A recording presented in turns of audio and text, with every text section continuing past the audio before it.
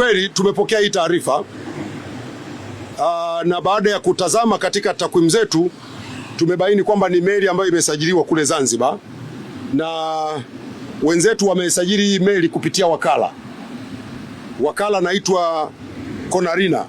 Ni utaratibu ambao sisi kama nchi kupitia kwenye shirika lile la meli duniani sisi ni wanachama. Kwa wenzetu Zanzibar walisajili hii meli kupitia kwa wakala, kwa sababu kiutaratibu ni kwamba ukiwa kwenye lile shirika ile International Maritime Organization una uwezo wa kuwa na mawakala mbalimbali ambao watakusaidia kusajili meli katika maeneo mbalimbali.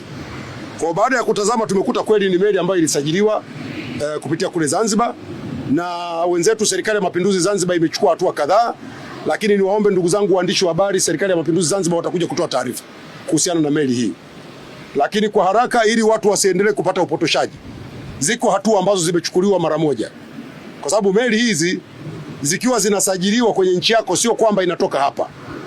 Inaweza ikasajiliwa ikiwa kwenye nchi nyingine na inafanya kazi huko, na ndio maana hata kwenye meli hii kwenye taarifa ambayo imetoka mmesikia kwamba hakuna Mtanzania aliyekamatwa huko.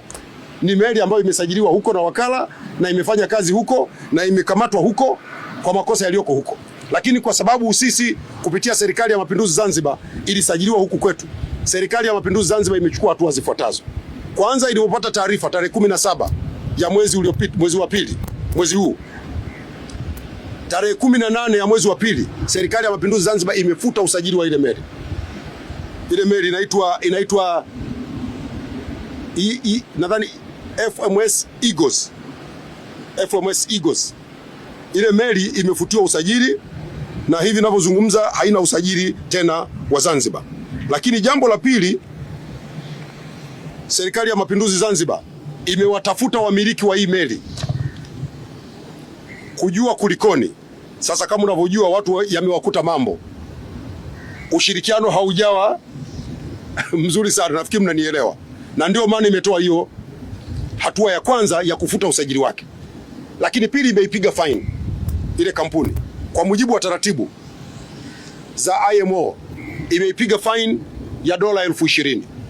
Jambo la tatu, inaendelea kufanya mawasiliano kupitia wizara yetu ya mambo ya nje ili kuondokana na utambuzi wowote wa meli hii kimataifa. Lakini zaidi ya hapo, wanaendelea kufanya tathmini ya mawakala wote ambao wameingia nao mkataba wa kusajili meli, ili wale ambao ni wababaishaji waondolewe kwenye orodha ya usajili.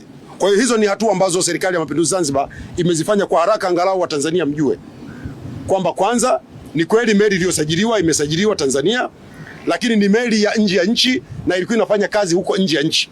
Lakini kwa sababu imevunja taratibu, Serikali ya Mapinduzi Zanzibar tayari imeshaanza kuchukua hatua, na baadaye watakuja kutoa taarifa rasmi ya hatua zingine ambazo Serikali ya Mapinduzi Zanzibar imezichukua kuhusiana na meli hii.